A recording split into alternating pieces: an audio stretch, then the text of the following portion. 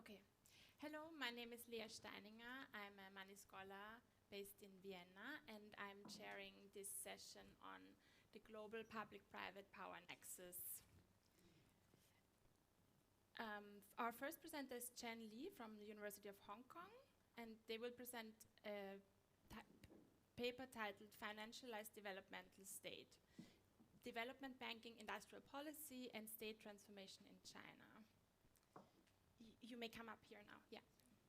And by the way, you have 15 minutes to present, and then we can have a 15 minutes discussion right afterwards. Okay, so how should I control the, which one, presenter? This one? Okay, so this is a forward. You can just try me. Okay, great. Yeah, it's my great honor to join this conference. So I think the panel's topic is about understanding money and finance through the lens of public-private power nexus.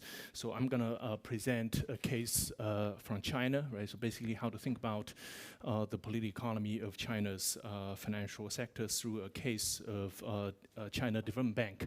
So basically, I will very briefly talk about industrial policy, financialization, and what does this review in terms of the transformation of China's state and China's state-led financialization, and then the specific case of China Development Bank. So basically since 2008 global financial crisis, right, so there have been renewed interest about how to think about industrial policy and the role of the state in promoting industrial catching up.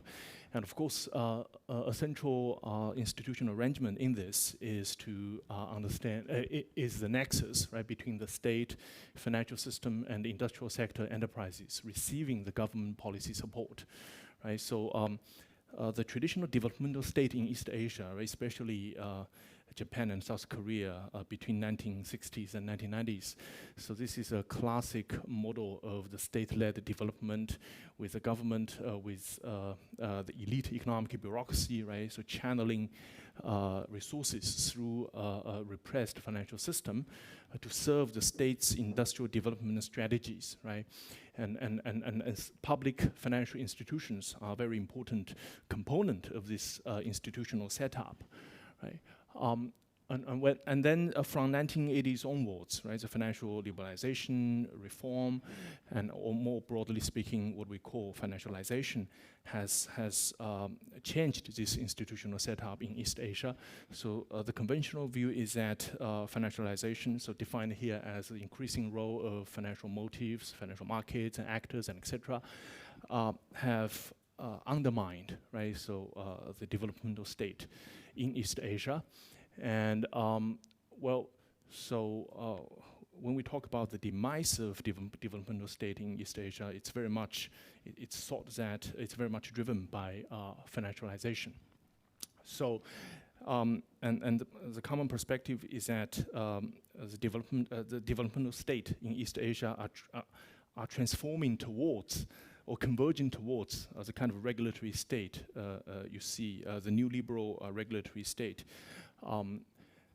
But then how to think about China's case? Well, so in China's case, China has gone through substantial financialization as well, right? So since China's market-oriented reform and opening up in the late 1970s. So, but the state continued to play a very important role in shaping the financial sector and using the financial sector as an instrument to promote industrial catching up. So that's why I use this term of state-led financialization. And my argument is that in China's context, financialization not only hasn't undermined the state's capacity in industrial policy, but actually has strengthened it, right? And the rise of China Development Bank is a very interesting example of this. So, so in terms of development banking, we have a lot of different types of development banking arrangement, right, across developed world and developing world. It has always played a very important role, but the form of it in industrial catching up, but the form that it takes vary across institutional context, right? And in Korea and Japan's case, financialization and the financial liberalization process since 1980s has basically fundamentally weakened the development banks of these two countries. But the situation in China is different, right? So, sorry. And, well, so in China's case, right, so China Development Bank was created as part of the process of transforming China's public banking system to make it become a more market-oriented, but while still under state control, this kind of arrangement to serve its industrial development strategies. Right? It's a very important instrument for Chinese government to implement industrial policy, channeling credits to strategic industries and firms, and also for infrastructure development. And there are substantial complementarity between the kind of financialization process, right, the financial market development, and the state-led industrial policy. Here I just want to highlight the four parts, right, four dimensions of it. The first is China Development Bank creating a market for state finance, right? And second is China Development Bank financing industrial champions. And third is capitalizing local governments, especially in terms of infrastructure development and the local industrial policies. And the third is to expand the financial toolkits of industrial policy, right, through intertwining the state guidance with a variety of novel financial market instruments, right? So, well, the old model of development banking in East Asia rely heavily on the fiscal subsidies, right? So, and in the central planning systems, right, the financial system basically was part of the fiscal system, right? There was no independent financial institution, financial market under the central planning system, and it's just to channel resources in accordance with bureaucratic plans, and then the creation of a state development bank in China basically facilitated the rise of interbank market, a bond market in China, right? So here it's a process of how the China Development Bank replaced the funding mechanism from the traditional administrative fiscal channel, right, to a more market-based fundraising channel, right, through issuing bonds and auctioning bonds, and then this basically nurtured the rise of China's bond market over the last 2.5 decades, and but this, although it's part of financialization, right? It's part of the expansion of financial market in China, but it's embedded in the state guidance and a state policy framework, right? So in particular here, so the reason why the market was able to absorb the bonds issued by China Development Bank was because of this regulatory arrangement of zero risk rating, right? So the commercial banks in China were incentivized to hold a lot of these bonds issued by China Development Bank, right? And so this zero risk weighting, so bondholders didn't need to set capital against the holding of CDB issued bonds, right? And well, 3 minutes. Okay, so and then so it's really a state-supported and market-based funding mechanism, and CDB also directly channel credits to strategic industrial champions, including state-owned enterprises, and then not surprisingly, quite a substantial amount of non-performing loans were generated in this process, and again, the Chinese government developed a whole series of pretty innovative financial arrangement, right, through the creation of asset management companies to absorb these non-performing loans, right, and channel credit to these industrial champions such as petroleum, oil and gas companies, and the chemical companies, car manufacturing companies, and etc. Right. So and also the innovative private sector firms will also receive support from CDB under the government's guidance. Right. So, for example, this electric vehicle company, right, and local governments were capitalized, right, by the bundled loans provided by CDB, right, which provided very important financing channels for local governments in China to accelerate local industrial development and to implement local industrial policy. So these are the the leading Chinese among the global leading infrastructure building companies, right? So there are over 10 coming from China, which benefited enormously from the CDB funding model.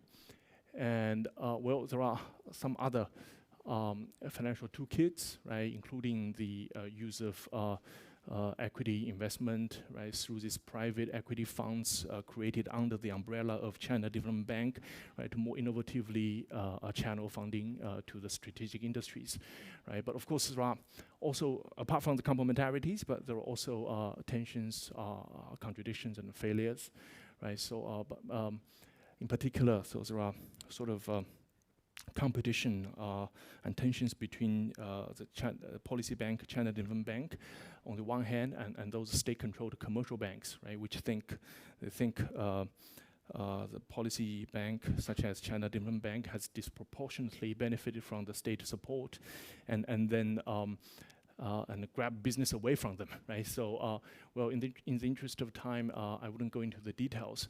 But basically, I think the case of China's development banking in the past decades have shown a mutually reinforcing relationship between the state and on the one hand and the market development on the other hand, right? Financialization and industrial policy has important complementarity here. And this, of course, is due to the institutional transition process that China has been going through. But I think this story can be useful for us to think about the complexity of state-market interaction, right, in the context of industrial catching up in the developing world. Yeah, sorry, I have spoken for too long, and sorry for this. Yeah, thank you. Yeah.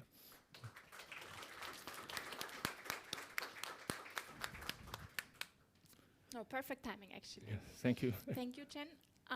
So we have now 15 minutes for questions, a little bit less maybe, since we started later.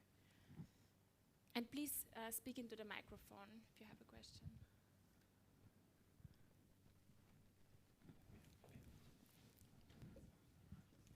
Thank you.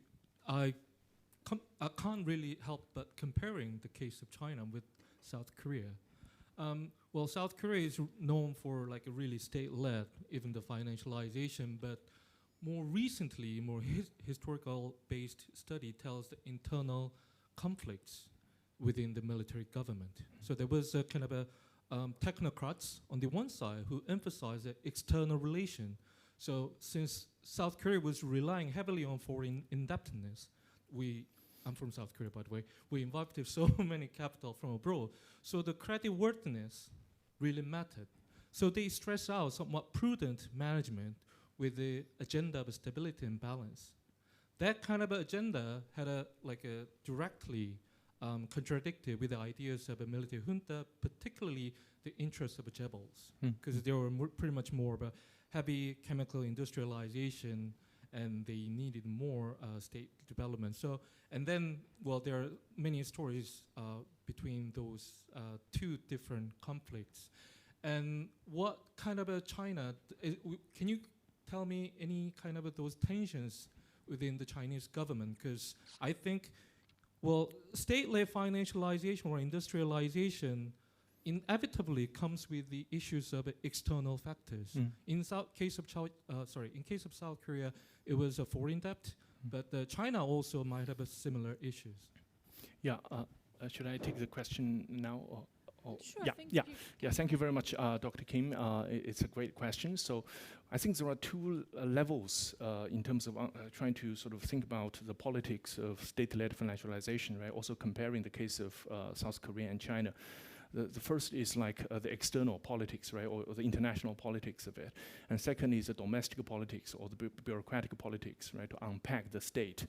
So, well, my understanding of South Koreans' experience is that, let's say, in the 1970s, 1980s, so it's more of a classic, right, state-led sort of developmental state arrangement. You have a strong bureaucracy or military government at the top, right, and then coordinating chaebols and financial institutions, right, to achieve industrial catching up, right. But of course, the rise of this arrangement has to do with this larger geopolitical environment, right. So South Korea was at the forefront of Cold War, right, the competition between United States and Soviet Union, and of course, not surprisingly, there are sort of internal competition, right? So the different interests on bureaucracy and then the chaebols, they all have their own agenda, right? So it's not easy to manage this, but overall, it's more or less a cohesive developmental state, right? So if we look at it as a whole.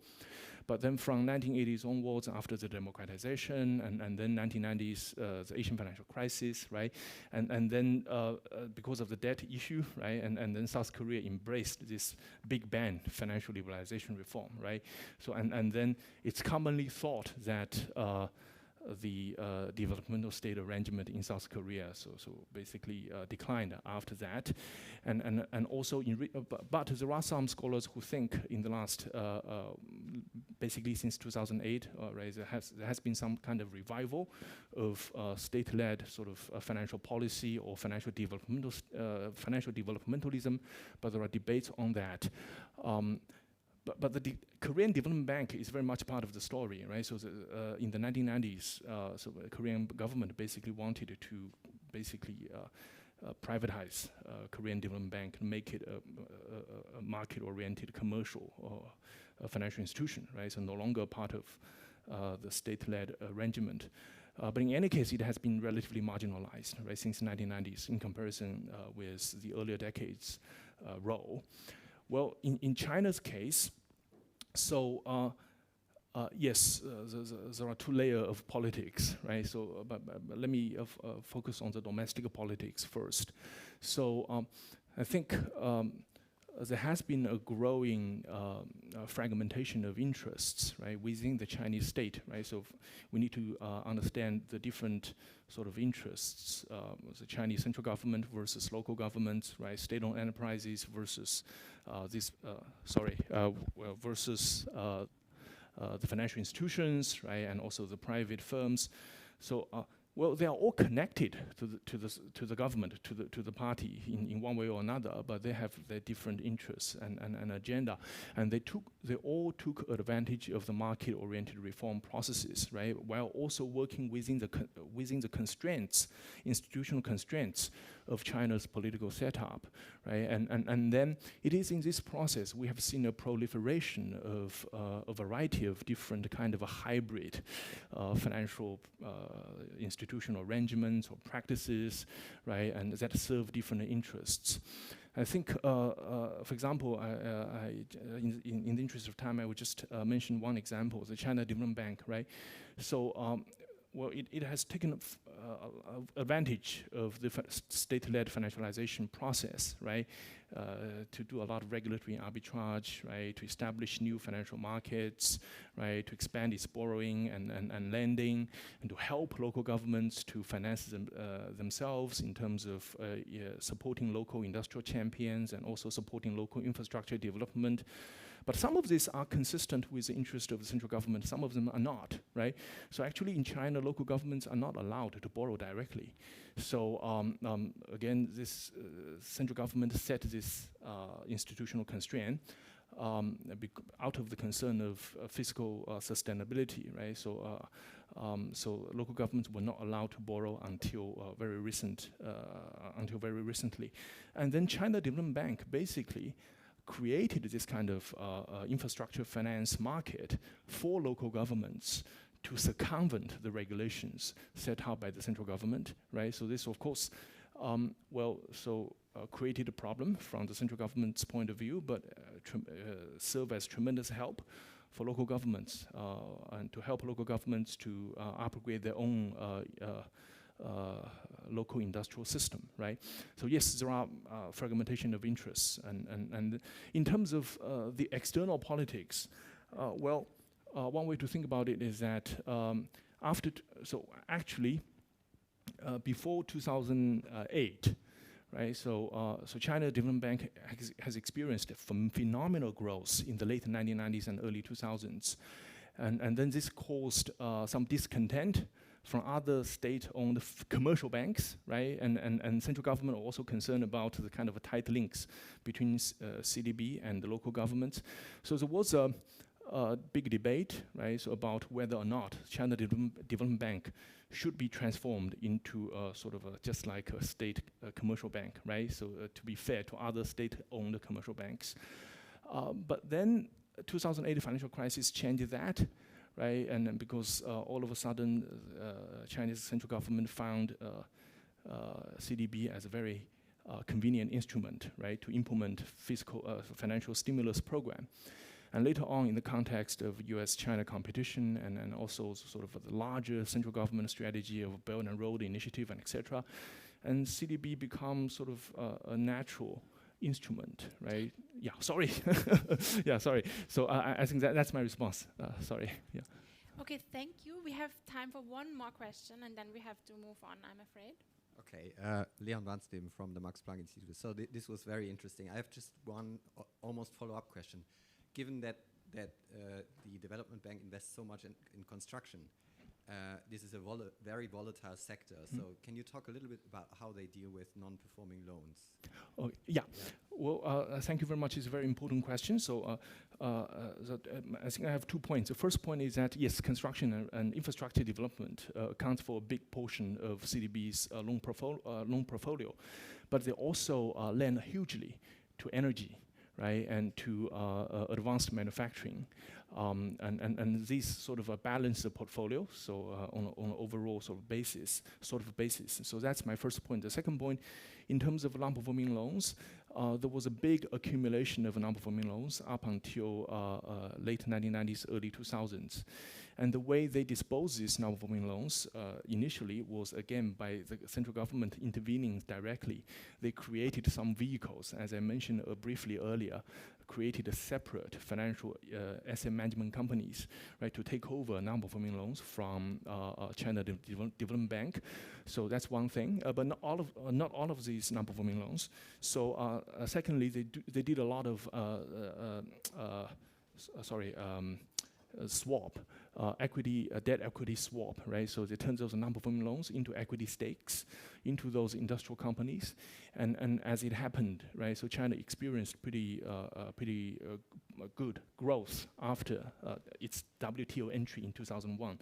So and this helped all of those vehicles, whether it's through separate financial asset management companies, or through this debt equity swap, to digest those non-performing loans, and actually some of those non-performing loans later on become pretty valuable asset.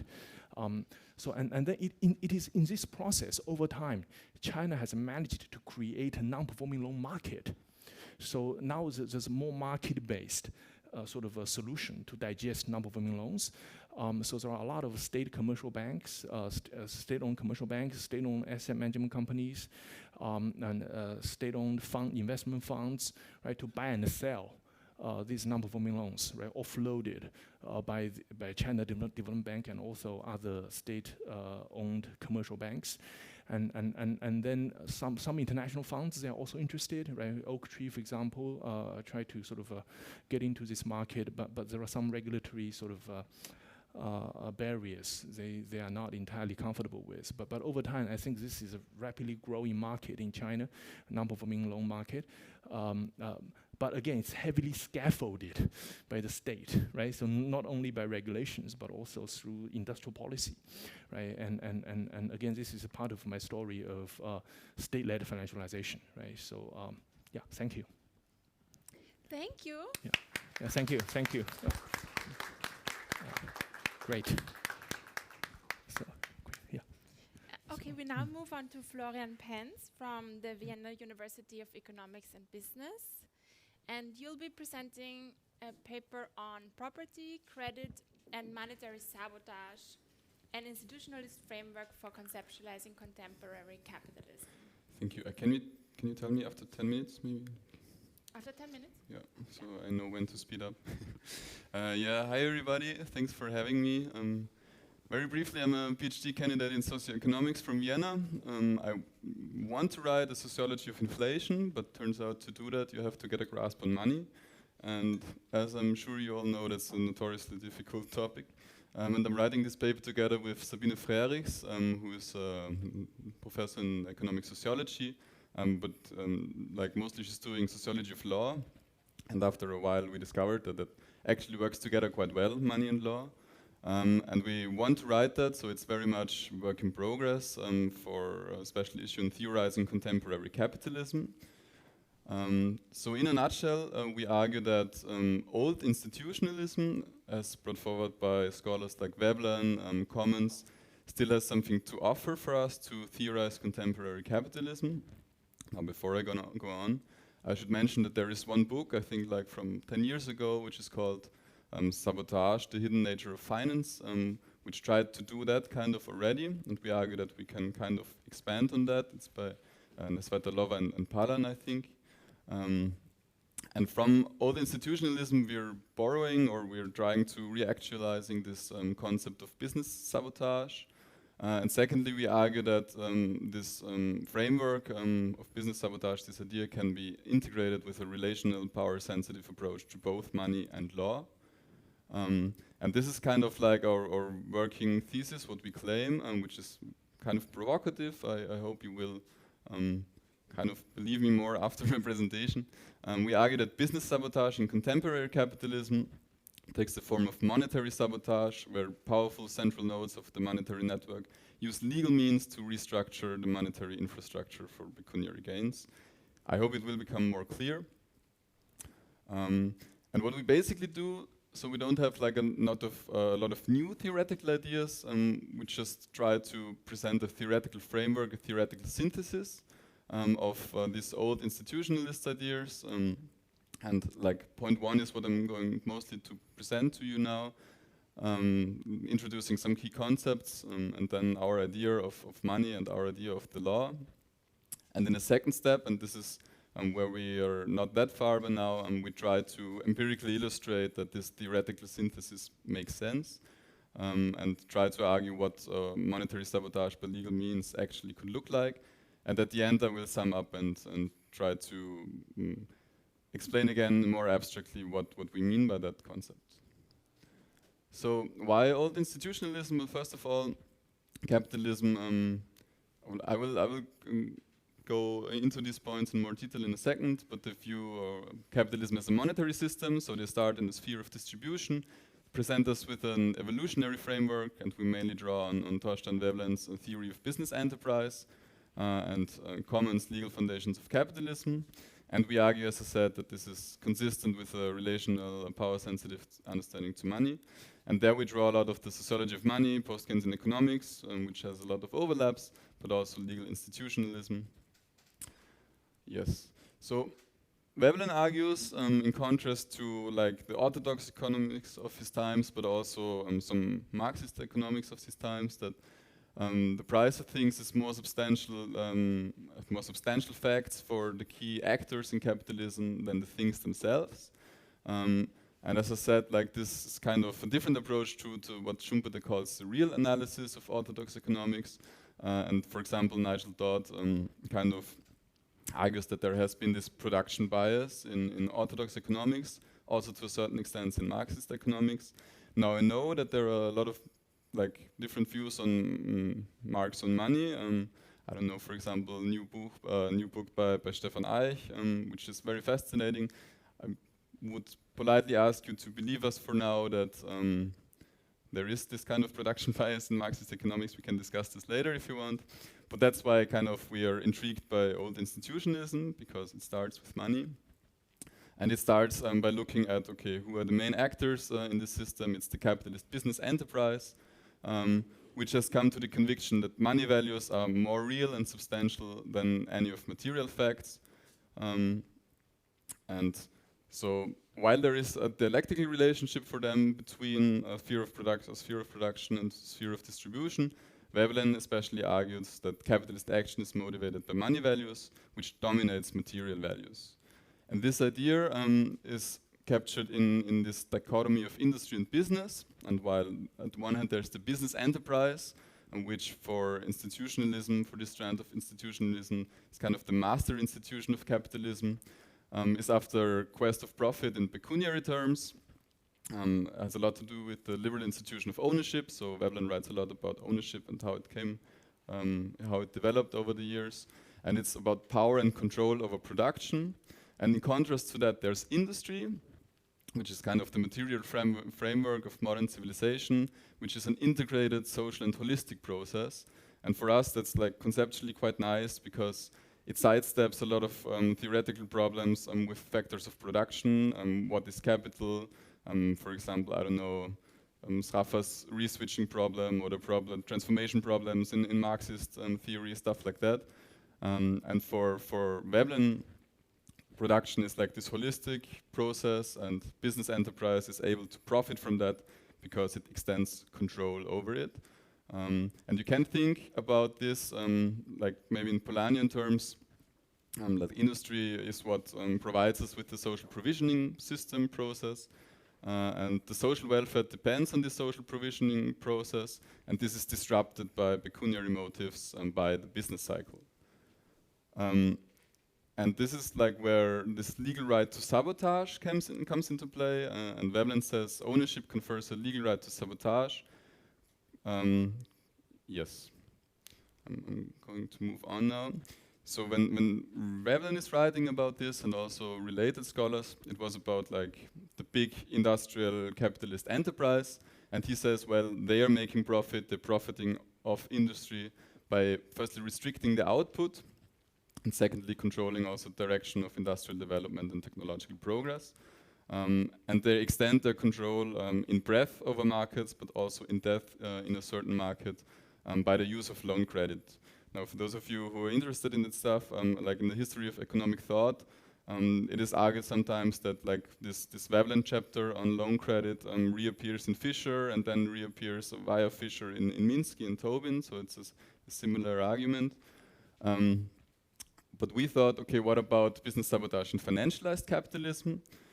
Starting from this observation that nowadays, intuitively, it seems that business interests are even more at odds with the idea of a social provisioning system. And this is where this idea of evolutionary development of the capitalist system comes in handy, which is like within this institutionalist framework, where it is about the business enterprise developing in dialectical interaction with its socioeconomic environment. And there are also calls from institutionalists who says, okay, in this institutionalist theory of the business enterprise, we need to adapt our understanding of the business enterprise, of how the business enterprise is working in line with recent changes in the institutional and socioeconomic environment of capitalism. And that's also what some institutionalist scholars did, right? Like Veblen started with absentee ownership, then it's about legal structure, administers. Gets really interesting with Eichner, where it gets like this body of literature gets integrated with like post-Keynesian microeconomics, market pricing, stuff like that. And we argue, and this is like kind of what's the environment for us, that's or what we view as contemporary capitalism, financialist capitalism, that you can understand the process of financialization from this perspective as a process of dialectical interaction between the management of business enterprise and its socioeconomic environment.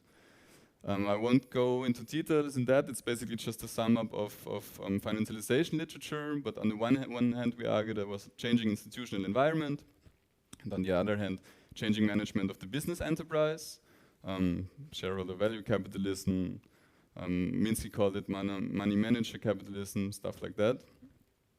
And as like a working definition of financialization, we work with Krippner, and we argue, or she says that tendency for profit making in the economy occurs increasingly through financial channels rather through productive activities, which interestingly has kind of been, it's also there in Veblen already. Like Veblen was already writing about like how this is going to happen, how immaterial assets are going to be more and more important over material assets, how like distribution and production gets more and more disconnected.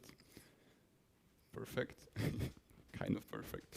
So ironically, I won't spend too much time on this now, because I think like most of the ideas here you will be kind of familiar with.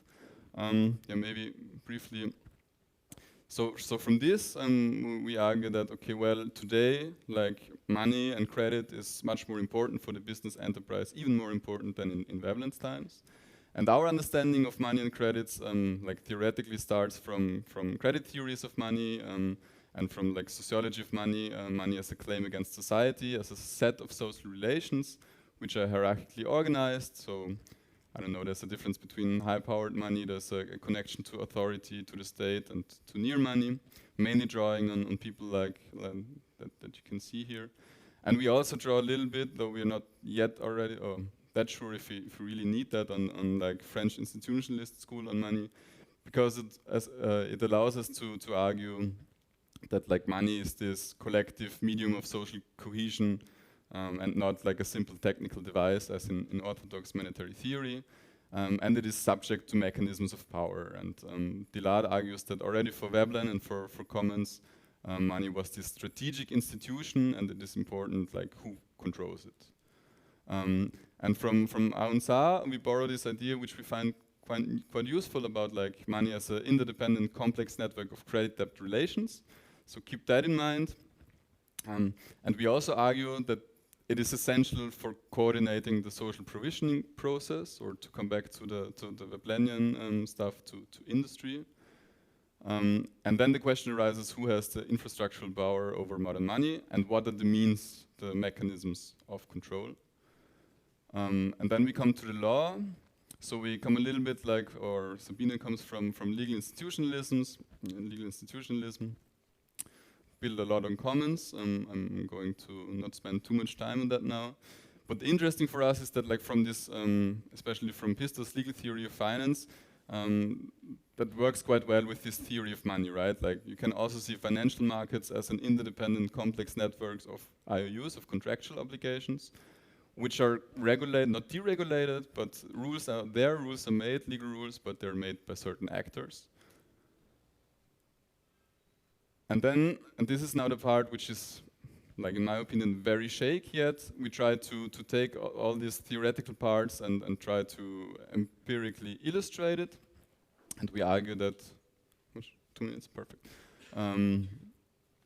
In contemporary capitalism, the contemporary business enterprise is the main actor which sabotages the monetary infrastructure by legal means. Now we're not quite sure like yet how we define those main actors. Maybe we're borrowing this term from Tafermus in a recent Tafermus et al. In a recent paper about neo-rentiers. And we argue that they, like firstly, sabotaging this monetary network, monetary infrastructure by legal innovation to make possible endogenous near money production. Think about how claims to future mortgage payments have by legal means be transformed into tradable securities, so a process of securitization. Think about what Aron Saar had called self-referential Plünderungszirkel, so looting circles, where conglomerates build legal constructs to construct by legal means specific credit debt relations, and then like generate a system of self-referential transactions. And then the third part would be that they then use like legal innovation to codify those credit debt relations in a certain way to make it convertible into state-backed money if a crisis hits, if markets disappear.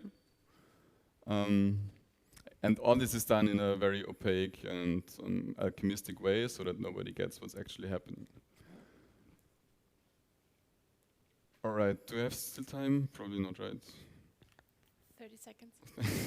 All right. Well, what's also important, or an interesting idea for us, is that So there is law, or there are these legal rules being made, but if a crisis hits, there's also this elasticity of law. So some actors are more open or more elastic in kind of, not being that bound by this law than others. And to come back to like our main, what we want to say, that we can take this concept of business sabotage and actualize it and argue that monetary sabotage in contemporary capitalism is focused on using and restructuring monetary infrastructure for pecuniary gains. So money itself, understood as this infrastructure, has become the key subject. It's not about control over industrial apparel, it's more about control about monetary infrastructure. This is law has a key function doing that. And that's bad because it's independent from enterprises who are central to the social provisioning process. Yeah, and this is kind of the normative implication, okay, how to maybe regain democratic control over money. All right, I'm sorry. Thank you.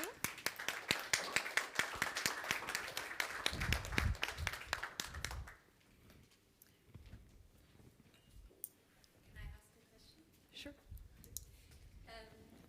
So I find it very plausible that the way business enterprises are structured or operate, that is at the heart, as I understand you, of the mismatch between what businesses are doing and industry's aim of equitable social provisioning. And so I'm working on housing and on real estate companies, and we see there that if we have capital market-oriented enterprises, they have different access to credit, they have different opportunities to revalue and thus generate, in a way, income that can be paid out to shareholders, and maybe they have also the opportunity to securitize debt. So I'm just wondering how what you are suggesting in looking at monetary sabotage is different what we have so far been discussing under the term of financialization or assetization. Mm-hmm. I mean, like what for me makes this this old framework or this categories quite intriguing is this idea of the social provisioning process as a, or generally he calls it industry as a social holistic process, where capital or business by nature gets counterproductive, right? So it is kind of necessary to coordinate industry, but if you look like theoretically at, I don't know, this Schaffer critique, for example, there it can be that capital becomes counterproductive, but in this framework, from a normative perspective, it's parasitic in a way. And we argue that like in contemporary capitalism, this is completely detached from any like material production. You can just like by legal means come up with specific credit relations and to create near money out of thin air, out of nothing, thereby inflating the whole monetary infrastructure, and then kind of like, because if you have like more money, you have power over resources, over people, and therefore from normative perspective, it implies that that's bad. You know what I mean? But why it's different from financialization? Or what is the monetary part as opposed to the financial part? I mean, like what I think that it's not like quite of innovative in terms of it's a completely new idea. Like our basic argument is just that we can combine this monetary theory as like from the sociology of money and stuff like that with this institutionalist framework, and thereby provide like, I don't know, an interesting way to think about it. But yeah, but we're still like very not sure how to empirically illustrate that, and we're also like not that sure if it's like really that, because also already Veblen was writing about it. If like where's the break kind of? So what's now completely different?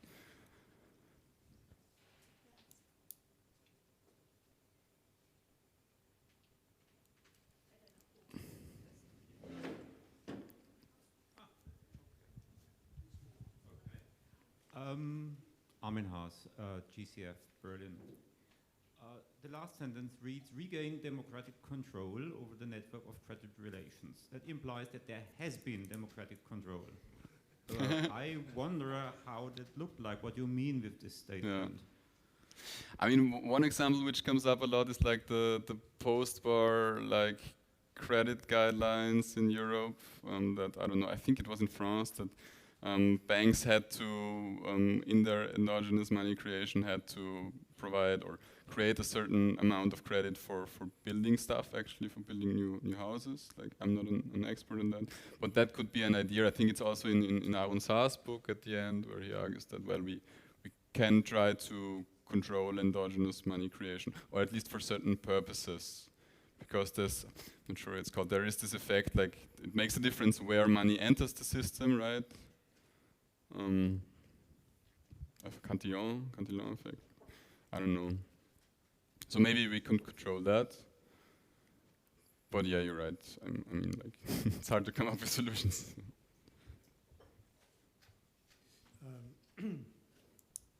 Yes, I've got a question about the argument of your presentation. And I wonder if you mean that there is a kind of public-private nexus. I mean, public money versus private money, and private money being in a situation to capture profits and marginalize public money. Or your argument is about a finance and money nexus, which would mean that finance has just marginalized money issues, or financialized money, as has been said. So where is your point exactly? Is it on this first nexus, public-private, or on the second one, money finance, or both maybe? Mm-hmm. If I understood you correctly, like for me, it's more money finance. So the idea is to think about money in a different way, or to argue that money as it is used now is used to well, to inflate the system, but not to build anything which is used, but rather to make some people more rich. I'm not sure if I got you correct. You want me to try again? Or? I mean, like with public-private, what I see, like the state is missing up to now in our whole idea. In your framework, the state is really important because you quote chartalists, notably. Yeah. But in your discussion, it seems that it's just a matter of business enterprises that just capture the monetary infrastructure. And so it's maybe more a question of financialization of monetary issues. But I don't know. It's just a question for you. Yeah.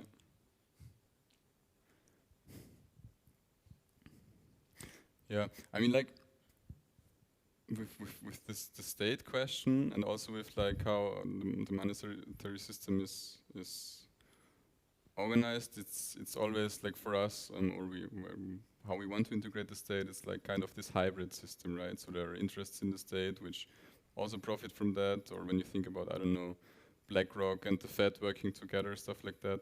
And I think that's still not quite clear for us. Who are those financial business enterprises which are actually doing the sabotage? Like, is it just big shadow banks like investments, or is it also big banks, or is it also, to a certain extent, maybe like some parts of governments which profit from that?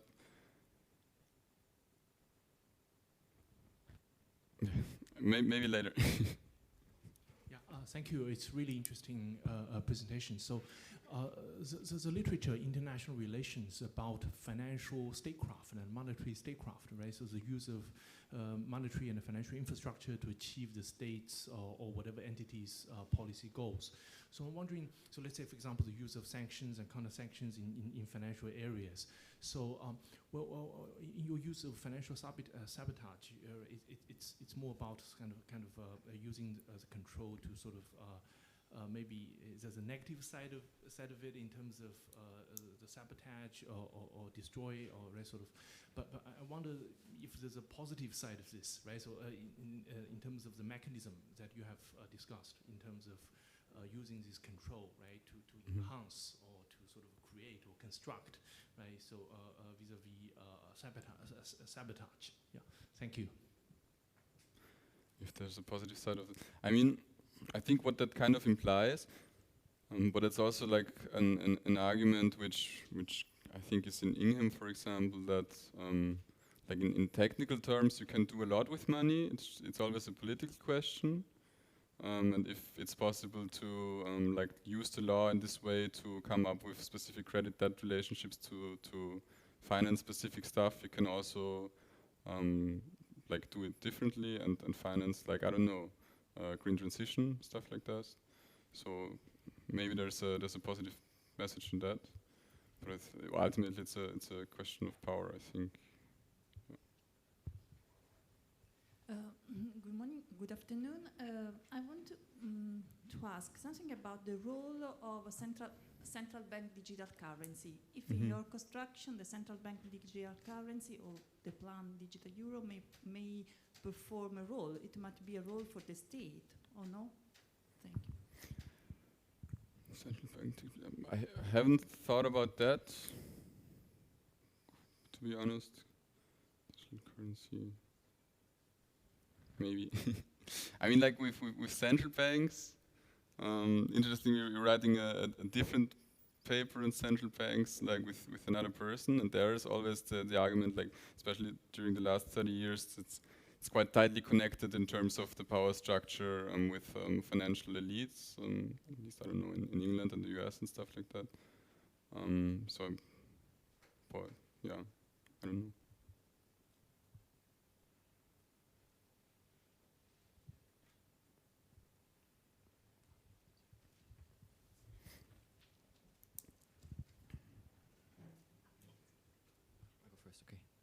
Yeah, I want to ask a rather conceptual question, which, like, the notion of sabotage intrigues me, but I'm just always reminded of a differentiation between, let's call it relative and positive profits, and the question of whether the pecuniary profits you talk about are just the relative profits or the profits on alienation in Marx, for example, or in Steuert, where this comes from, just the idea that whereas one sort of profits is cannibalizing in a monetary circuit where some person's profit is another person's loss.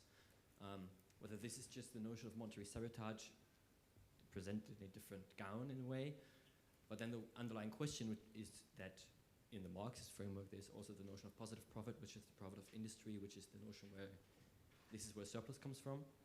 And just from the conceptual question, where would, in your framework, in your perspective, the surplus, the growth, the additional profit come from, if it's not only sabotage, or whether sabotage is the underlying process that in itself creates growth and profits?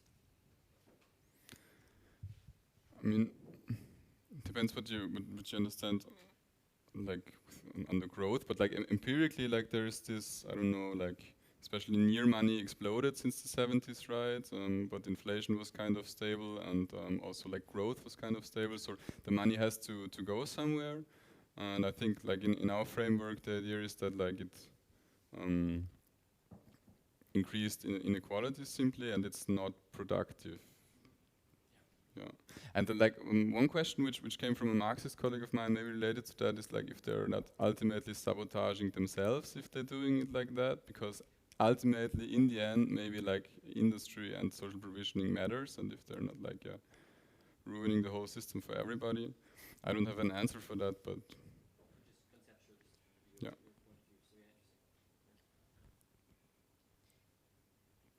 Thank you. Actually, Yes, we're perfectly on time. Thank you, Florian. All right. Seung Woo Kim from University of Uppsala.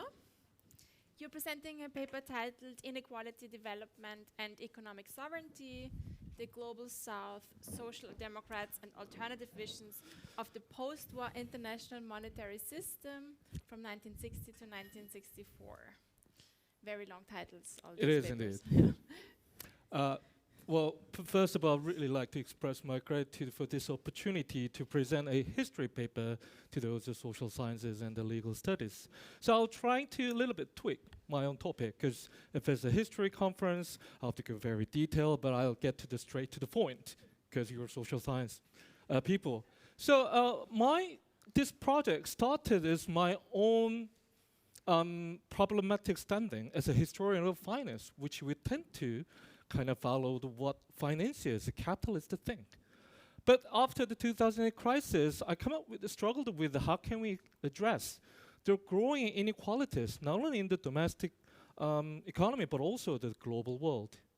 So as a historian of the global finance and international monetary system, I define myself as that, so I struggled to find a way, how can I address the students' question, why this society and the global economy getting more polarized.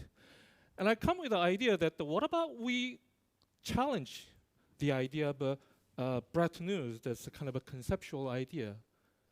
So since the 2008, I've seen many literature has a kind of reminiscence or romantic idea towards 1960s, characterizing the 60s as a days of stability and growth. That's for sure, given the economic growth and statistics of the Western Europe and Northern America. But on the other side, there's a kind of a economic growth story, such as success case of South Korea, but there are more stories of those countries. Well, if you say in terms of qualitatively, yeah, they might have achieved economic growth. But in terms of quality, I believe, we also witness diverged inequality or polarization around the global economy, which will come up with the idea of a global north and south. So I'll challenge the idea that Bretton Woods as a backbone of a post-war golden age of capitalism by looking at the reform of Bretton Woods efforts, the voices which is so far has been marginalized in the literature, which is not only the voices from global south. You might this reminds you of Ralph Prebisch and the other UNCTAD Latin American Asian economists, but also another aspects of those efforts to create a more equitable international monetary system from social democrats in the global north. And that this is a part one of my new project at Uppsala University. So we're looking at the history of 1960 through 80s, how those social democrats and the global south try to challenge the vision of a global north or the idea of a Bretton Woods. Well, I think, so to give you kind of a story about this, is the core starts with the core assumption of a Bretton Woods.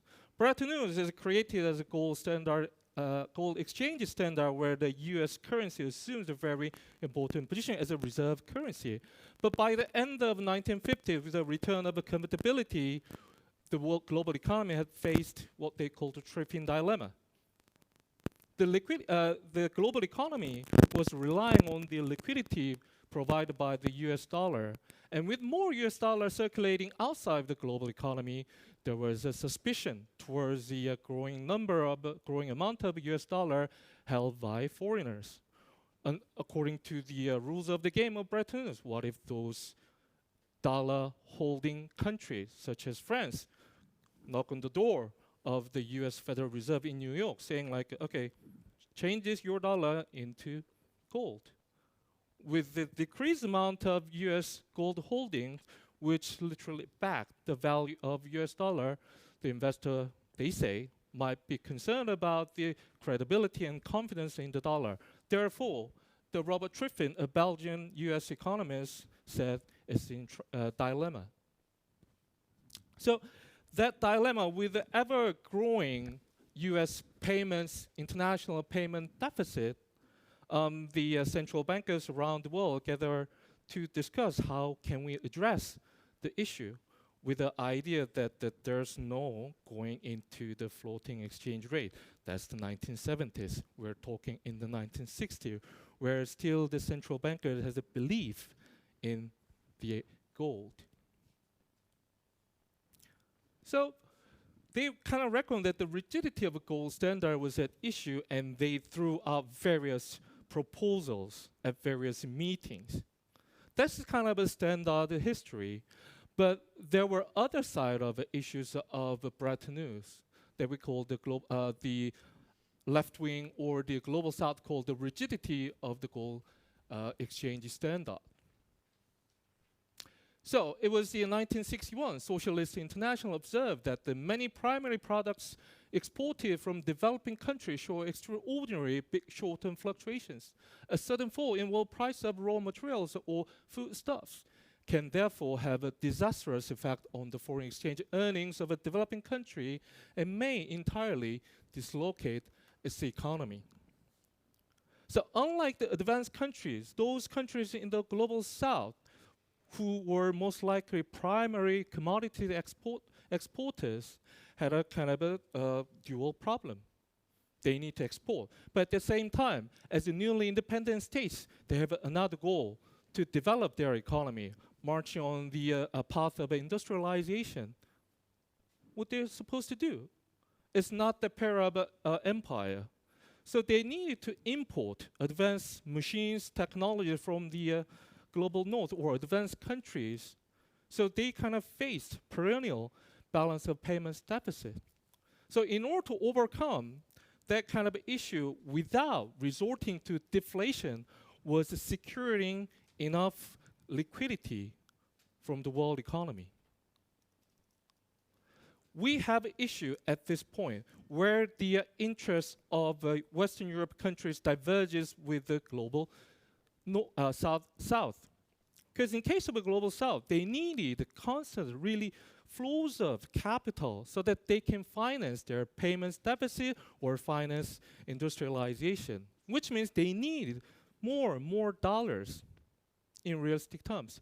But growing US payments deficit, growing dollar in the global economy imply that the global north, Western European countries faced different issues. So they try to come up with the different ideas. So the developed world had an assumption on the following: pursue full employment and anti-deflation policies, the expression on capital movements, the dilemma of the US as a reserve currency country, and chronic liquidity shortage, regional, and then there was a left-wing vision of the international monetary system, somewhat different.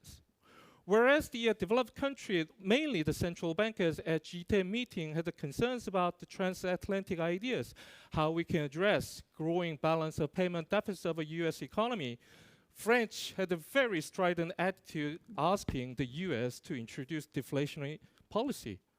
In view of the post-war settlement, US could not accept it.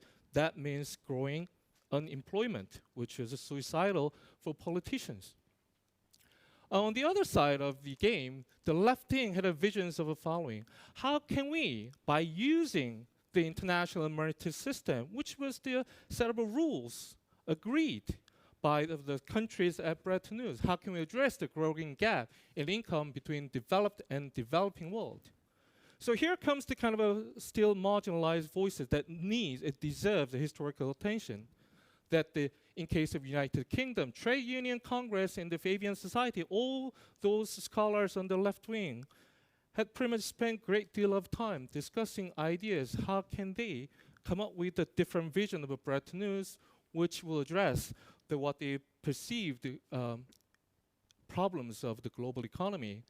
And those national level efforts were merged into a global or at least a regional movement under the auspices of Socialist International.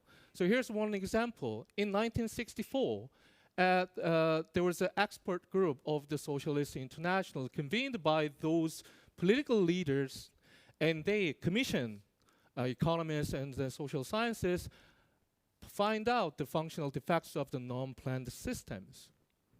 And what they observed, 1960s, still in the heyday or era of Keynesianism, at least within the domestic politics, in managing domestic economies is still the Keynesian idea prevalent. But what they saw in the arena of international monetary politics, a surprising resurgence of the belief in what is not fashionable to call the human mechanisms of international payments.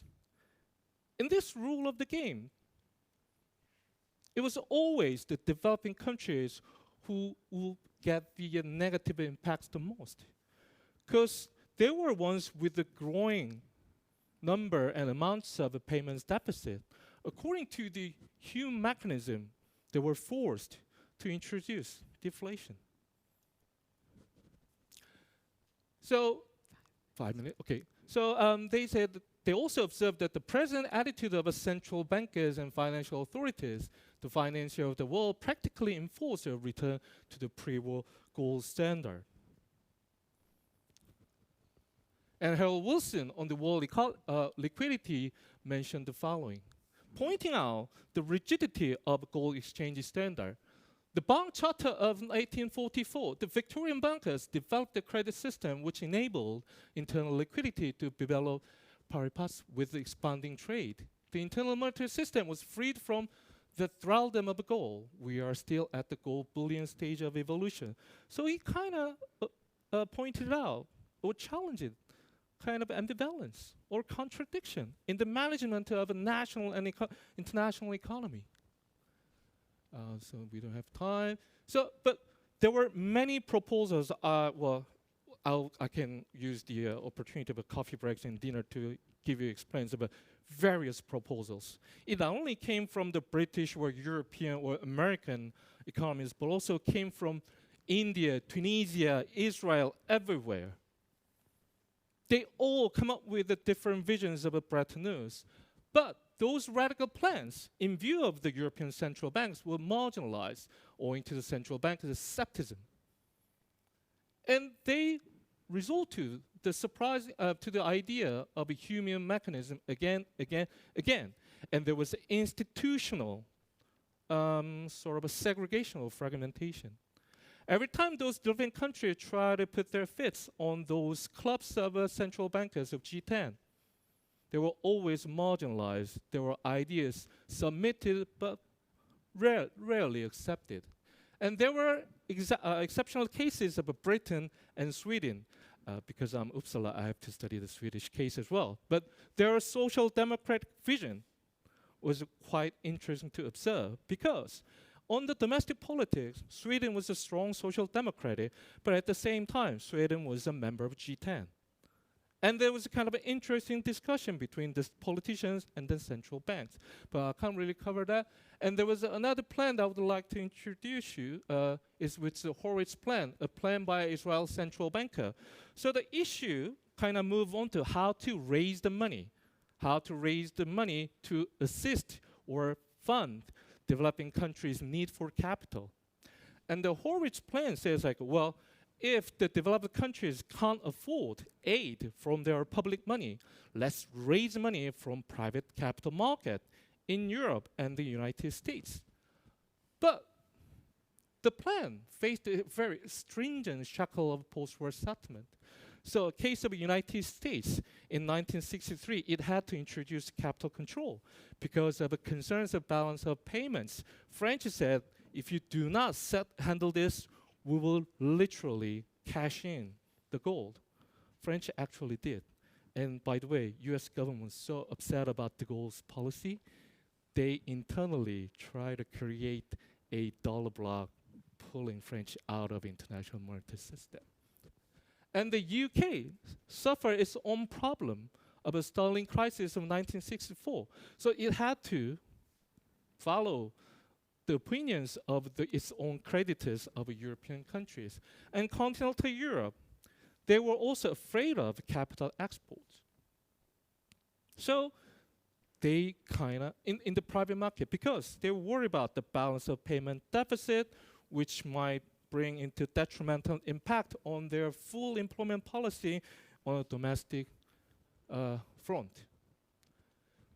So many ideas were circulated and promoted, and in the end, those ideas were all gathered at the very first meeting of United Nations Conference on Development and Trade in 1964. Developing countries endorse some kind of stampism, which is create a world central bank and also provide funds for the development efforts of the global countries. But those ideas at the United Nations system, quite not surprisingly, still marginalized by the exclusive club of a group of 10. So the ideas being circulated but soon disappear in the mainstream account. But through the 60s and 70s, those ideas survived, which culminated in 1974 New International Economic Order. Well, I'd like to close this presentation with a very interesting two reports. So the ideas towards reform of Bretton Woods, whether it's coming from Global North or South or Socialist International, whichever, was a stalemate. There was literally stalemate. Nothing could be done. But meanwhile, beyond those official discussions, there were growing development of a private international capital market, which is Euro currency market. And this is G10 paper and this UNCTAD paper. They all point out that all of a sudden, by the mid-1960s, private capital, the symbol of a global finance, has already assumed the role of meeting demand of global South. So without any kind of a public nexus or institutional platform, the developing countries were making their entry into international and private financial markets. So I think I will just stop here and I'll just these are conclusions and I'll just get the questions. Thank you.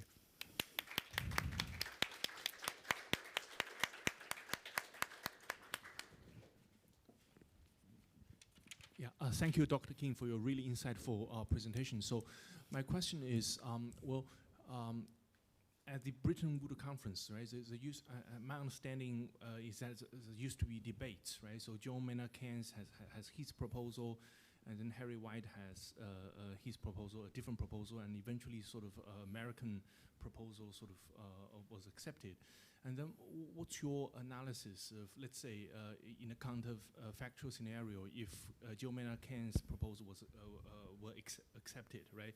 We had a different type of Bretton Woods system, and then would that be more favorable to Global South or not? What's your evaluation? That's a very good question. Thank you, because given the limited amount of time, I forgot to mention, I didn't mention the Keynes plan.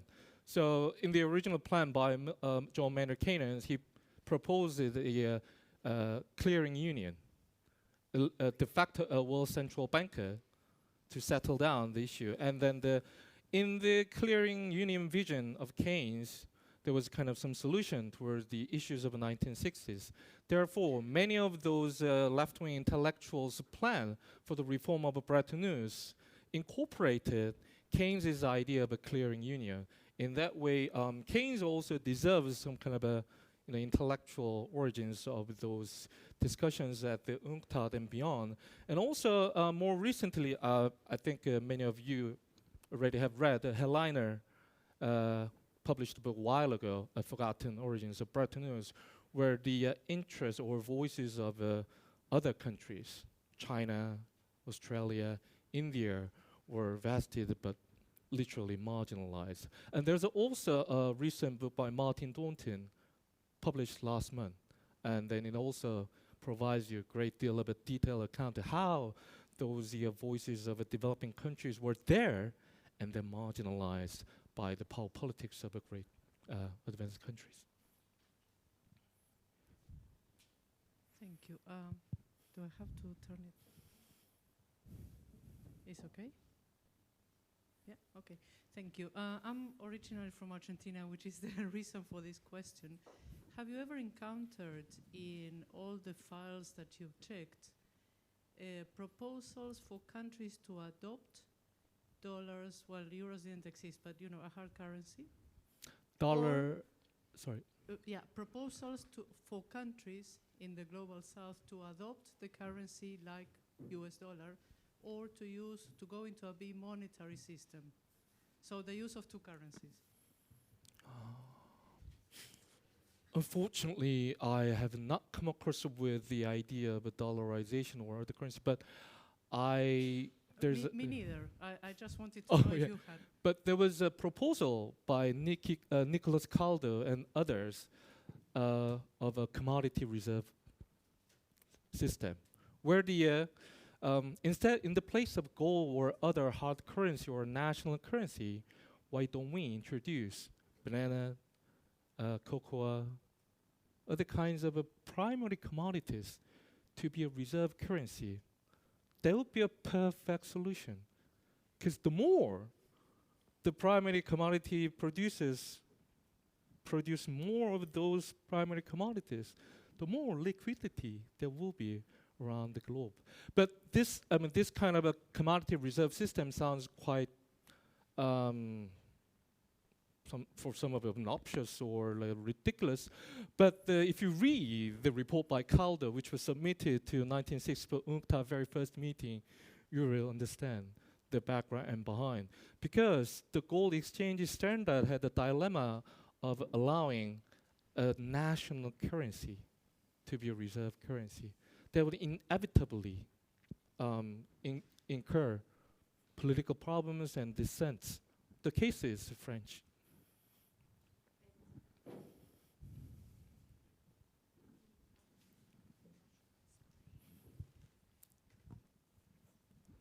Thank you.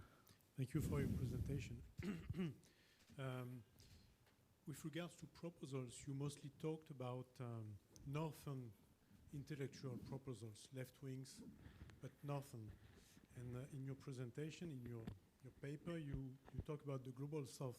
So I wanted to know if you came across proposals from intellectuals or governments from southern countries, provided that during that period, countries had to choose between the capitalist Western society and the Soviet one. So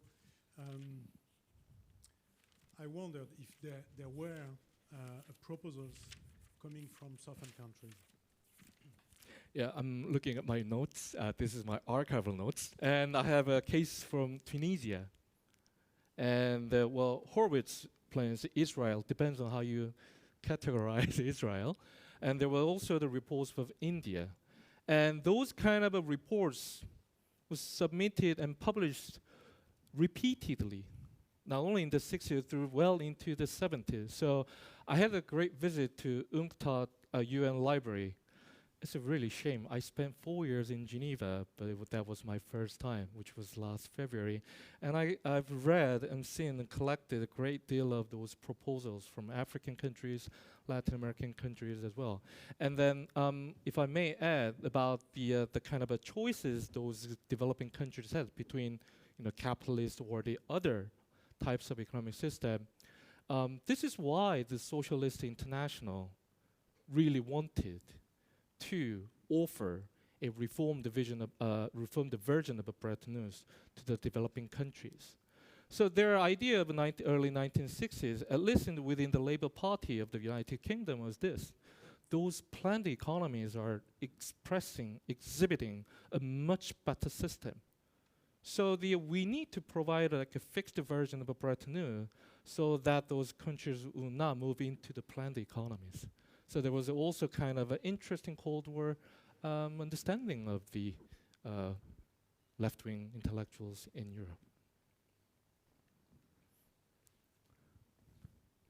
Sorry, I missed the first half of your talk. My flight was late. It's still fine. I can give you. In case you already covered that, I apologize. But what the BRICS are now doing and are going to be discussing in August in South Africa is is potentially something quite related to Keynes' clearing union. The outline of it is not yet clear, but do you have any views on that? So They're thinking of creating their own international synthetic trading currency. yeah. So those ideas and suggestions from the global south and then left-wing intellectual had a components of a clear union of a Keynes. So that was history. I'm talking about now. I'm a historian. Okay. I'm very afraid of to judge. I don't want to be a politician, but well, since it's a social science conference, I can tell.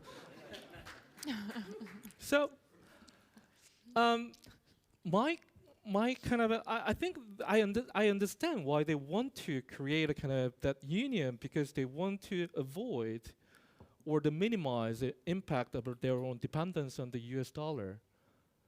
But can they? That's my question. Well, before I move into this project, my dissertation was all about the euro-dollar market.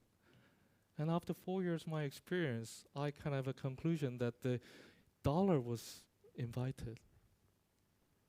When all other countries have different interest regarding international finance or international monetary system, somehow dollar was there to be used.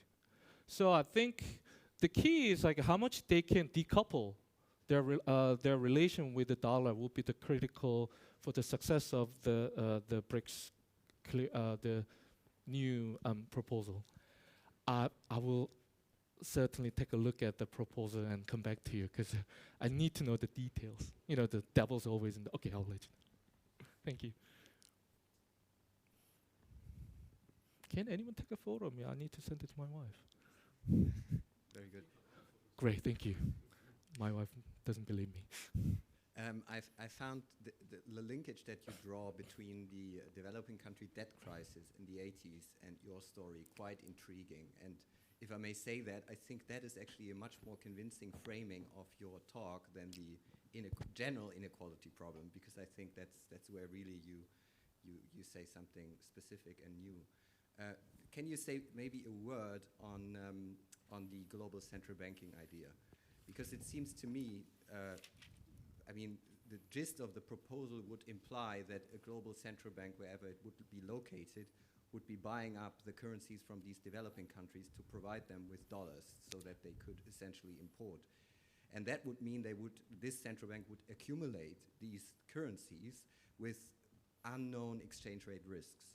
So in some ways, it's not a central bank at all. It implies, I mean, central banking implies distributional politics, but that is a distributional politics of a specific kind. And so maybe you can say, because I think it's quite problematic to say, well, there would have been a technical solution for that, but then these northerners were against it, because I think it's important to stress that there are real distributional problems that lead perhaps to the opposition to that proposal. Yeah, sure, I agree, but let me just be a historian once again. So there were repeated discussion on the global level, be it central bank or regulation on private capital market. So I would like to invite you to the 1979 through 1982, when at the Bank for International Settlement, the central bankers all gathered around to address the issues of what they saw speculative capital movements cross borders. But they diverged. Well, it's kind of interesting. It's kind of very same phenomena, euro-dollar market. And each country had a totally different interest. So the Bank of England says that we can't do it. And then Swiss then joined. And there was Americans who tried to impose control of the euro-dollar market. Even though it's their currency, they saw like it's really out of our hand, but we want to control. But they couldn't make any kind of a consensus. So according to the Catherine Shank, in her paper, she argued that the central bankers come up with a simple idea: the national sovereignty is cardinal. And how we can overcome that agreement is what would direct the future plan for either central bank or global regulation? We always talk about Tobin tax, but that has been like 50 years. Perfectly, time's up. Thank you. Thanks very much. Danielle de Alvia, are you here? Okay. All right, excellent. So you're from the UK? Yes. And presenting a paper on belief in virtual currencies. The money tree of Pinocchio's is in vogue again. Yes. Thank you very much. Thanks for the invitation and to have me. Maybe I will start with a question to all of you. How many of you here believes in virtual currencies today? You can raise up your hands. So it's quite interesting because essentially this title is quite broad, like virtual currencies can be private money, so cryptocurrencies, for example, stable coins. But virtual currencies, for example, Gabriella was saying central CBDCs, they are virtual currencies. So I mean, they are digital currencies, the equivalent of fiat currency in a digital format. Today, I would like to speak about three main topics, so three main areas. That is traditional finance, decentralized finance, and centralized finance. Something that has become always more important today to understand and to see where we are going. To do this, usually I use a little fairy tale. So I'm Italian, but I'm also English by passport, but still I claim my Italian origin. And essentially, in Italy, I think many of you knows about Collodi. He's the author of Pinocchio. In Pinocchio, essentially, is a wooden puppet, and I imagine this wooden puppet to be probably private cryptocurrencies, that they have to become a real boy. So to become a real boy, it means to play with traditional finance at the same level of traditional finance. The big point in Pinocchio is that at some point in this kind of fairy tale, Pinocchio is taken in a field of miracles where everything is possible. And so the fox and the cat, they are telling him, just bury these coins there in the field, and then there is a money tree that is appearing tomorrow. Actually, no money tree can happen because everything that is too good to be true does not really happen in life. And the fox and the cat, they dig up the coins and they run away. As you can see, I mean, probably this is something that we have seen already on the headlines of Financial Times, Wall Street Journal, about FTX, for example. It was a big money tree in some way. It was a scam that, I mean, I don't think we need to be afraid to call it a scam. And why? Because for more than 2,000 years, we have traditional finance. Traditional finance actually in the main conception that how I theorize for traditional finance, in my view, it is a system of concentrated capital and then to move this capital to serve a purpose. So I claim that traditional finance serves a common purpose that is the common good. Without traditional finance, without man taking risk, financial risk, we could not have progress in society. This was from the time of ancient Rome, where, for example, a form of high finance were financing voyages by sea, where there were many perils. And insurance was a way to concentrate this risk, but also especially to distribute this risk away. Then we started to have an evolution of the company, this evolution from Monte di Pietà of the Roman Catholic Church that born in Italy. So the idea of the corporation is where start to belong, but especially the idea of the bank that is taking deposits, because at that time, for example, Monte di Pietà, they were taking deposits. Not all of them, but majority. And in fact, Monte di Pietà today, Monte dei Paschi di Siena, is still today the oldest bank in operation. I'm sorry for the Swiss, but essentially more than 500 years ago was founded and is still here today. Because actually banking as a financial industry born with the Medici Bank. From the Medici Bank, then this system was exported and was an influence all over the world, especially then in the US. We had the first companies also, for example, in the Netherlands, the VOC, the East India Company of Netherlands that was competing with the equivalent in London in the UK. And then we started to have London Stock Exchange, we started to have New York Stock Exchange, but before they were coffee houses. So in reality, traditional finance took a long time to develop, but it developed quite well. Everything that today we have, everything that today we know is through traditional finance. Now, coming back in traditional finance, there is a problem, possibly. This problem is that there is a financial intermediary. So in reality, without a commercial bank, without a securities bank, so in reality an investment bank that is a securities firm, we cannot list on the market. And for example, I don't know, I think some of you might know me for special purpose acquisition companies, SPAC. So for example, Germany did quite well on SPACs. And in Europe, I mean, it's challenging the vision of Netherlands, the vision of UK in London. But essentially, the main point is that here there is an intermediary in traditional finance. And because we don't want this intermediary like the government, the central bank, there was a new evolution that is private money, cryptocurrencies, that they operate on the blockchain. So they operate in a system that if we take it in an extreme way, it is a libertarian dream.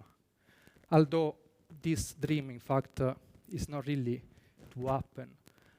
We have, of course, private blockchain, public blockchain. So the cryptocurrencies, they operate mainly on this public blockchain. Decentralized finance, we said that there is no a financial intermediary. So in reality, in its conception, that is the broadest possible, it is a form of finance that is free capital in some way. Centralized finance is something that, as you can see from the picture, is off-chain. So they want to replicate the bank. They want to replicate our model of traditional finance. And centralized finance, I mean, the main example that everyone now knows in 2022 is FTX. So FTX is centralized finance. And it failed massively. Essentially, in centralized finance, the main point is that there is a custodian. So there is someone taking control of this money and should also be in care, should take care of those money. But actually, I mean, this didn't happen. In fact, if we have a look, for example, in crypto finance is a broad term. So here you can have stable coins, and we had a massive collapse in 2022, in summer 2022. The most common is Luna and Terra.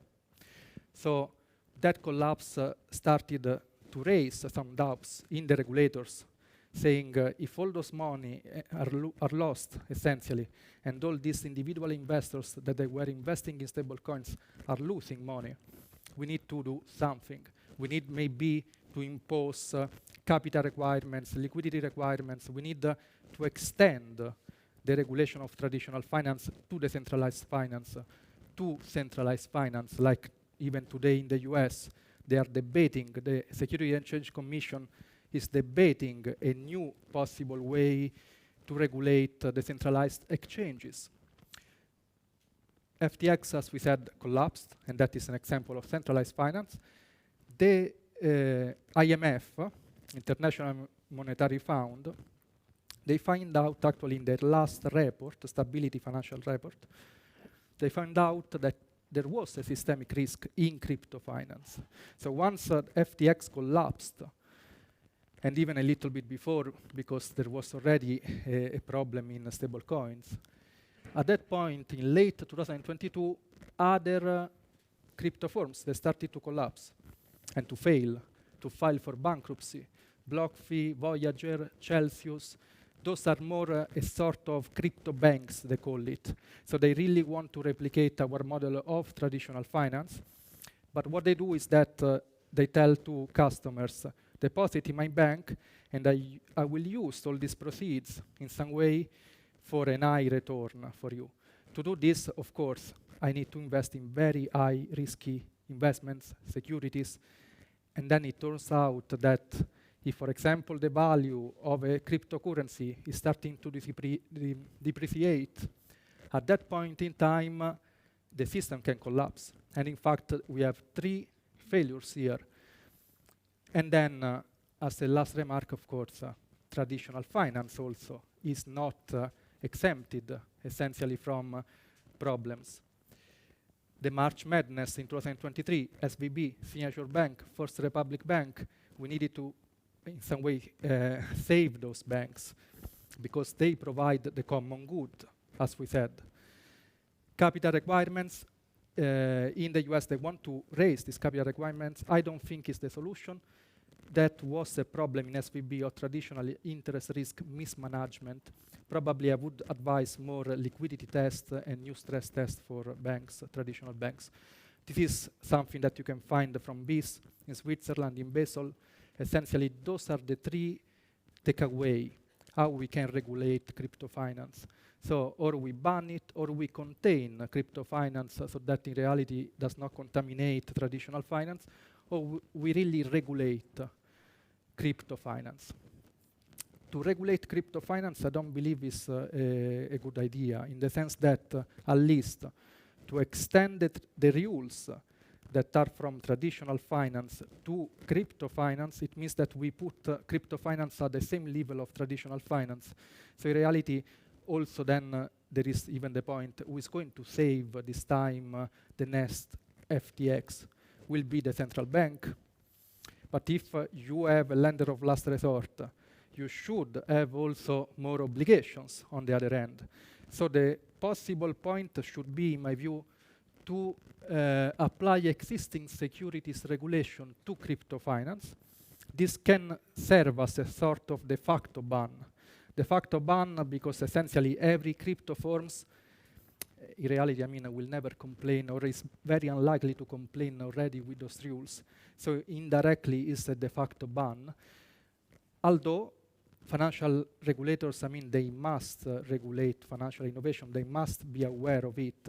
But this does not mean, as I said, and I claim in this paper, but I claim especially in this, the idea of all of this came from my last monograph that I'm delivering now for the speculator of financial markets. Is titled, will be available by the end of 2023. So in my view, is not the future is not to regulate and extend those rules in traditional finance to crypto finance. Although I see also a common trade between traditional finance, centralized finance, and decentralized finance, that behind them there is always a human being. So because there is a human being, I still claim that even in FTX, if FTX was, it is, I mean, centralized finance, but even if there, we could extend the rules that we use for centralized stock exchanges today, still FTX could have acted in the same way, in some way, because behind that there are always human beings that traditionally are directed by being emotional, greedy, are essentially misbehaving in the sense of Taylor, for example. That is Nobel Prize, of course, in economics, in behavioral economics. Thank you very much.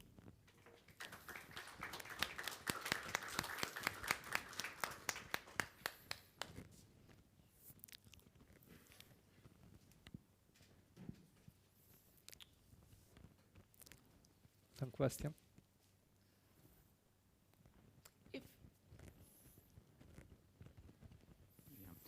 I see 2 motives for engaging into cryptocurrencies. One is getting rich as soon as possible. Yeah, fair enough. The other one is having a payment in the infrastructure that is not controlled by the states.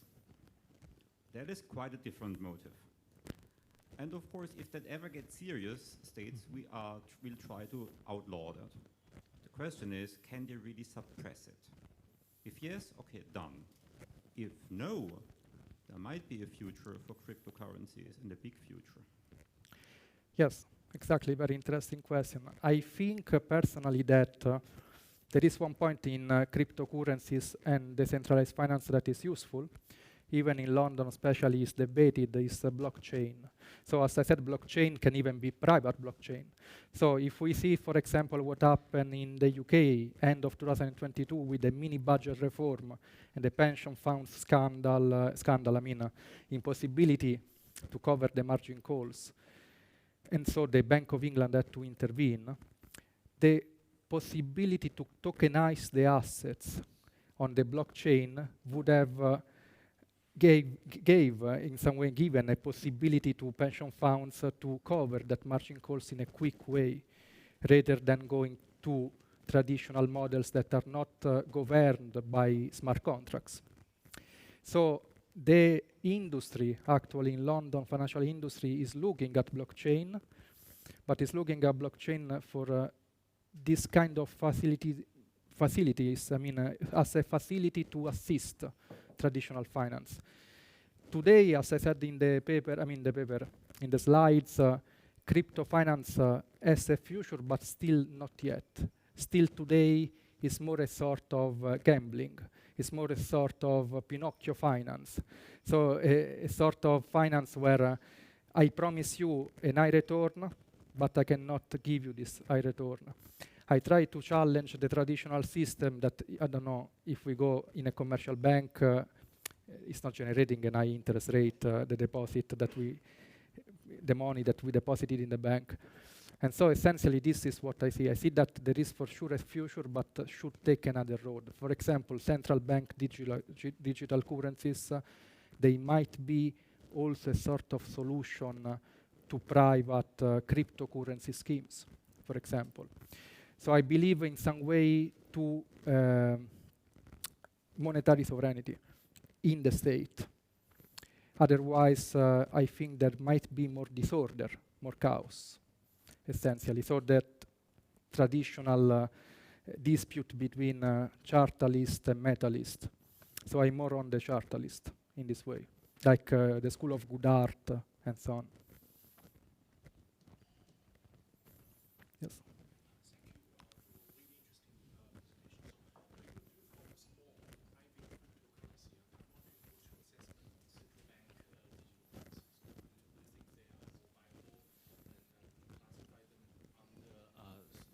Decentralized finance or centralized finance, what's your view on this? Thank you. Thank you. No, I think for sure CBDCs, they are the future of traditional finance. So always more, this is something that is discussed many times even in London. Even the Central Bank of England is looking at it. So very recently, we were there in April 2023 discussing about the adoption of a digital pound. So many, not only, of course, the UK, the US, at least 97% of countries in the world, some they already adopted, but very small jurisdictions. They adopted already CBDCs. Others, they are thinking about it, Sweden especially, UK, US, because essentially the future is digital. So there will come a point in time that is digital.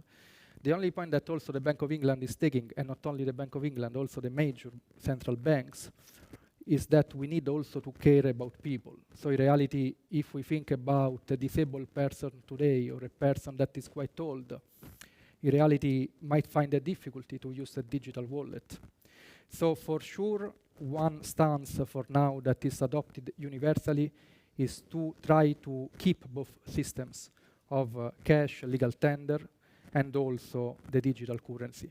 And the new generations, for sure, might then, if you think also, if I think also about myself now in 36, but back in time, even about mobile phones, before were very big, now are very small. There is an evolution that is very, very fast. And I think if you're born today as a child, yes, you have already another evolution. So the future generation will adopt central bank digital currencies, will have a digital wallet, and everything also, the delivering of monetary policies will be, quicker for sure, even that. So even for combating inflation, the supply and demand of money will be controlled in a very easy way that day. Thank you.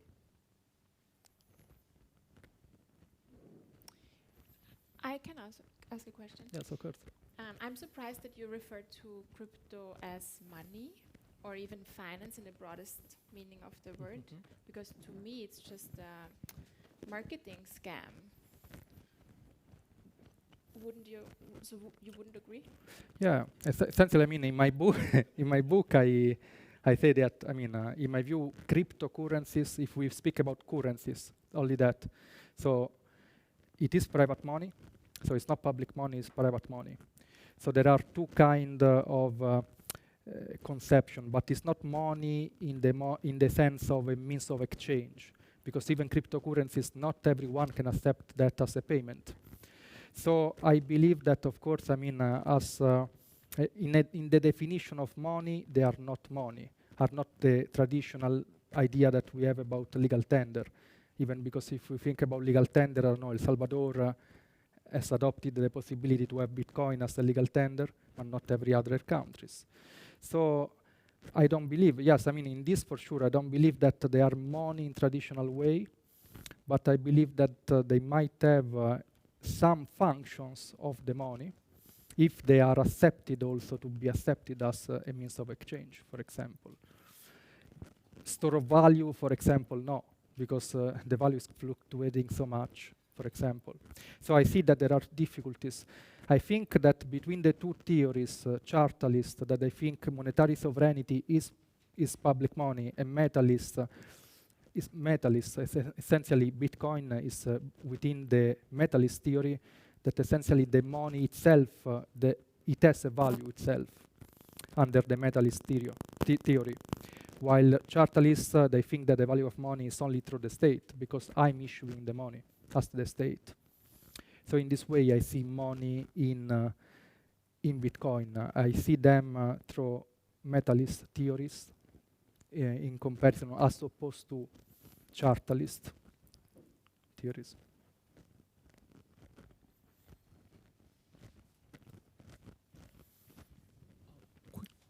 Kind of quick question. So what's kind of a current debate within the legal studies on the standing of cryptocurrency? Because, well, in the sense that their cryptocurrencies are really regarded as very speculative. I go back to the 1930s, where in Chicago, option futures seems to be on currency seem considered very speculative, but there was kind of regulatory changes which eventually legalized, also institutionalized those option and futures market on currency at Chicago Mercantile Exchange. In that sense, I stress the importance of legal scholars and the intellectuals and those kind of their efforts, either the CEO of the company, but also Milton Friedman and all other economists who try that this is not an this is investment, not speculation. So I think the future somehow hinges upon the kind of a legal scholar's view and then the debate. So I was just wondering, because this is pretty much a contemporary issue, so what's kind of a legal scholar's view on cryptocurrency? Thank you very much. Essentially, for example, as I said before, I am an expert on special purpose acquisition companies. So even there is a new financial innovation. I believe that financial innovations are also cryptocurrencies. So everything that is going to question today the traditional models, like SPACs, they are challenging the traditional IPO market. Cryptocurrencies, they are challenging models that they are related to traditional finance and monetary sovereignty. This is something that will progress in society. So I'm not against financial innovations in general. What possibly I might be against is the fact then to extend the traditional rules to something that is not so traditional.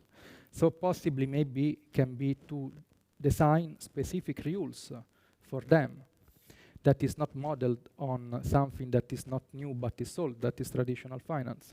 So I mean, there are many visions here. what I saw when I wrote, and I finished now to write, The Speculator of Financial Markets, is that it's true, speculation, and you are a historian. The reality, speculation can be on everything. Could be on assets that were from agriculture to something that we saw in the global financial crisis in derivatives. And the same thing is in cryptocurrencies. So once there is something that can tend to fluctuate, and once also there is not a lot of knowledge about it, there might be more speculation. There might be more people that they will take advantage of the market. So the role, if we answer it from a legal perspective, as a legal scholar and financial regulatory point of view, should be that the regulator should be at the pace of financial innovation. But it's too fast. Like the development of cryptocurrencies, the advancement in cryptocurrencies are so fast, dynamic, that probably the traditional way also to regulate is quite, not completely in line with the need that the industry might have.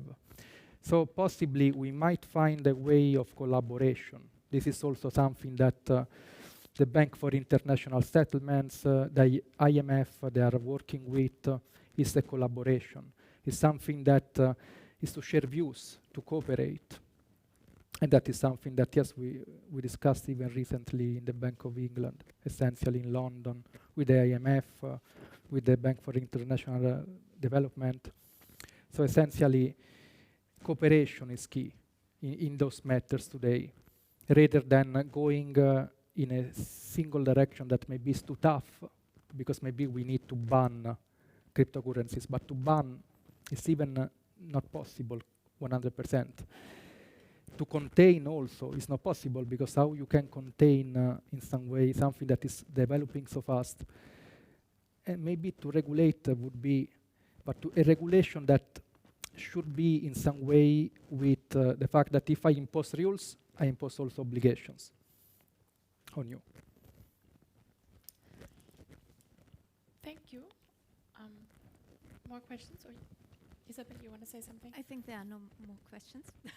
Okay. And we are having now, I guess, a very well-deserved and needed coffee break until 4:30. Thanks to everyone. Thank you.